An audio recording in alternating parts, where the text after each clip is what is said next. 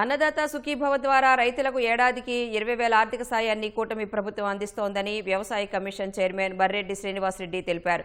మూడో విడతగా 46,85,838 మంది రైతుల ఖాతాల్లో 6,000 చొప్పున మొత్తం 8,935 కోట్ల రూపాయలు సీఎం చంద్రబాబు కాసేపట్లో జమ చేస్తున్నారని ఆయన వెల్లడించారు.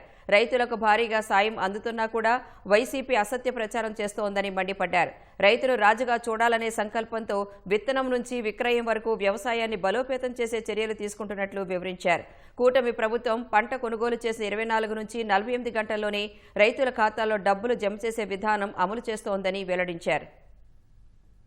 మీ ప్రభుత్వ హయాంలో సంవత్సరానికి 1,000-1,200 మంది రైతాంగం ఆత్మహత్యలు చేసుకుని భారతదేశ చరిత్రలో 13 జిల్లాల చిన్న రాష్ట్రం రైతుల ఆత్మహత్యల్లో 3వ స్థానంలో, కౌలు రైతుల ఆత్మహత్యల్లో 2వ స్థానంలో నిలిచింది అంటే వ్యవసాయం పట్ల మీ ప్రభుత్వం యొక్క బాధ్యత లేనితనం చాలా స్పష్టంగా కనపడింది. ఈ రోజు కూటమి ప్రభుత్వం అన్నదాత సుఖీభావుకి 20,000 రూపాయలు అందించేటువంటి దాంట్లో 46,80,000 మందికి మేము స్పష్టంగా చెప్తున్నాం. మీ ప్రభుత్వ హయాంలో చెప్పినట్టు కాకి లెక్కలు చెప్పటం లేదు.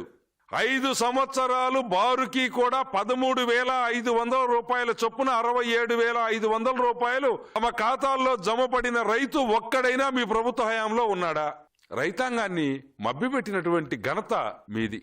చేతైతే అవకాశం ఉంటే విలువైన సలహాలు ఇవ్వండి. ఖచ్చితంగా తీసుకొని రైతాంగానికి అది మేలు జరిగేదైతే ఖచ్చితంగా ఇంప్లిమెంట్ చేయడానికి ఈ ప్రభుత్వం సిద్ధంగా ఉందని చెప్పేసి తెలియజేస్తూ లేనిపోయిన అబండాలు, అసత్యాలు, అర్ధసత్యాలని మానుకోమని చెప్పి విజ్ఞప్తి చేస్తూ ఉన్నారు.